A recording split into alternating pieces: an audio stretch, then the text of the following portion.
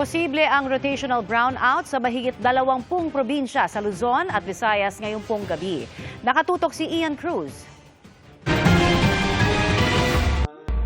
Red alert na naman ang Luzon grid hanggang alas 10 ng gabi na susundan ng yellow alert hanggang hating gabi mamaya. Kaya maaring magka-rotational brownout sa ilang bahagi ng Lipa, Batangas. Gayun din sa ilang bahagi ng Tarlac at Bataan, pati sa Pangasinan, Nueva Vizcaya at Ifugao. Posible rin yan sa Albay at Sorsogon. Kasabay kasi ng mataas pa rin konsumo sa kuryente, 18 planta ang hindi gumagana sa Luzon. Bawas pa ang kuryenteng napoproduce ng 3 iba pang planta.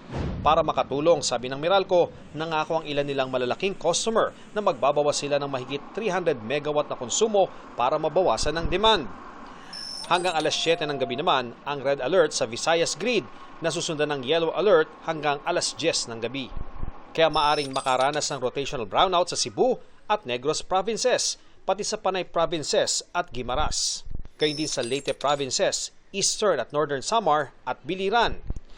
21 planta kasi sa Visayas ang hindi gumagana. 3 planta naman ang gumagana sa mas mababang kapasidad.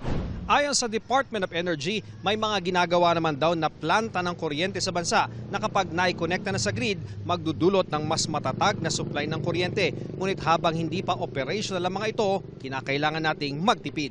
Sana ang ating mga kababayan ay magtipid. Huwag po sana nating isabay dun sa mataas ang demand. Pag malamig na kunyari sa gabi, baka naman pwedeng dun na mamalansya. Kanina, isang Memorandum of Understanding ang pinirmahan ng National Electrification Administration, Department of Science and Technology at Association of Isolated Electric Cooperative Incorporated. Sa ilalim nito, tutulungan ng DOST ang mga walang kakayanan na electric cooperative na magkaroon ng computer-generated dashboard para matugunan ang maintenance at aberya sa supply. Ito pong iskada kasi,